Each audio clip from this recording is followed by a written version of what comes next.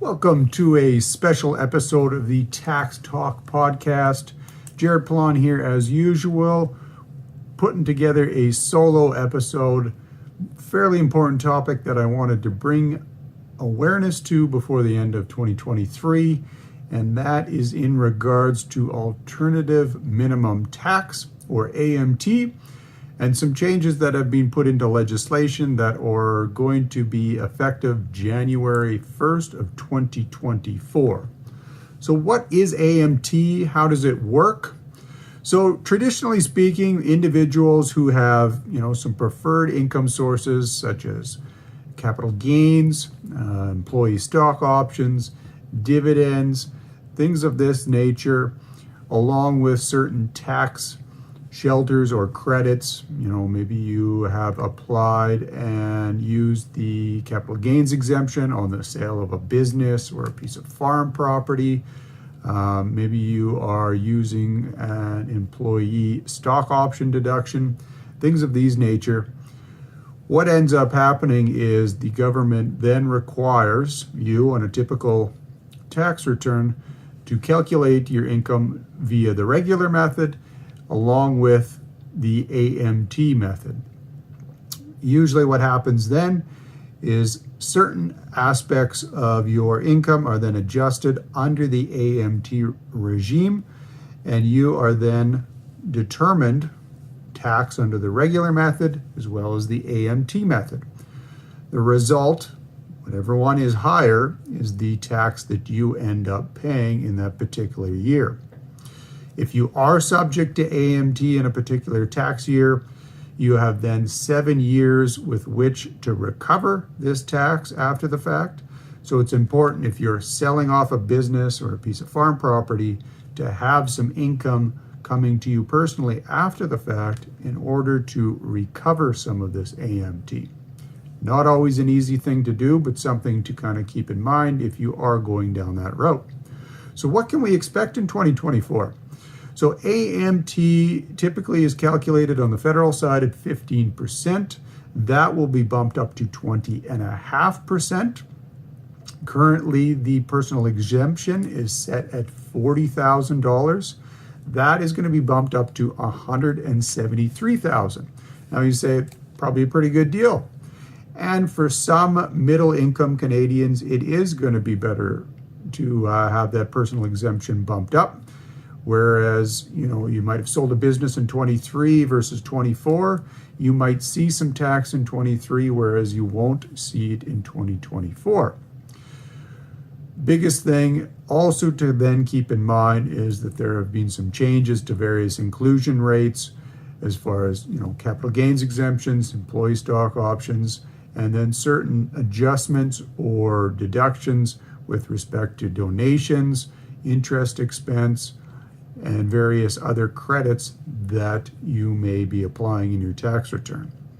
So how is this going to impact charitable giving?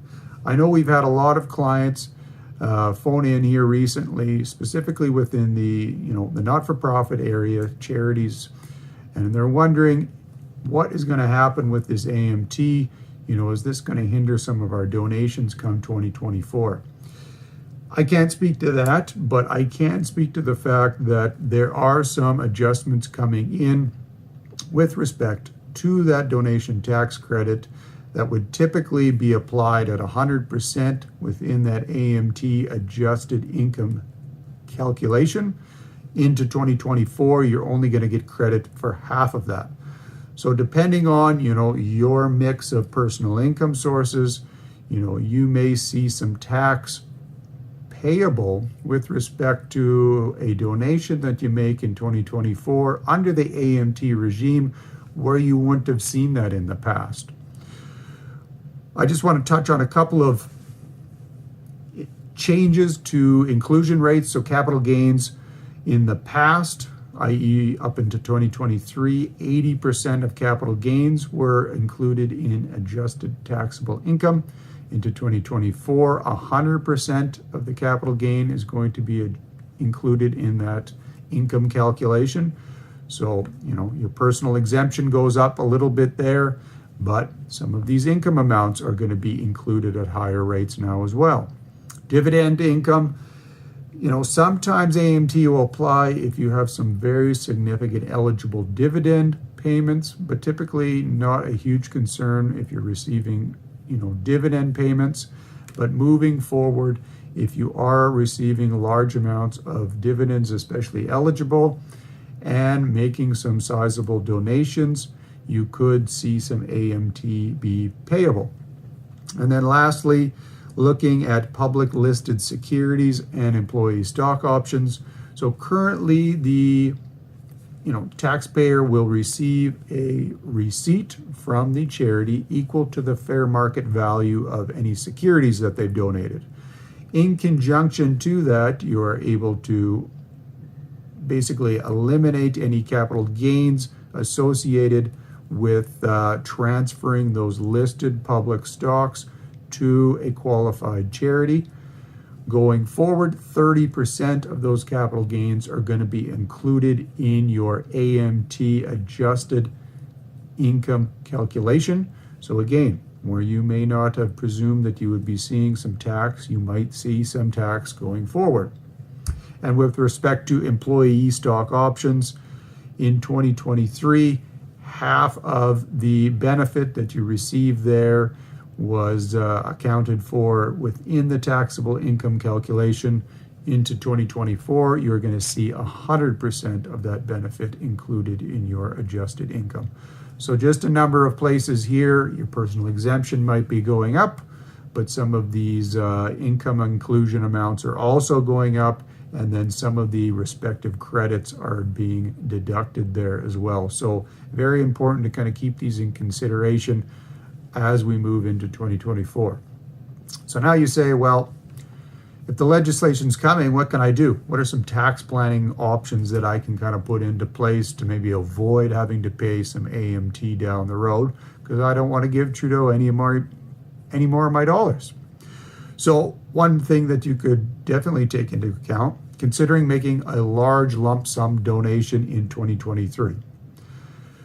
Easiest way to avoid the new legislation in 24 is just make that big donation before the end of the year, simply put.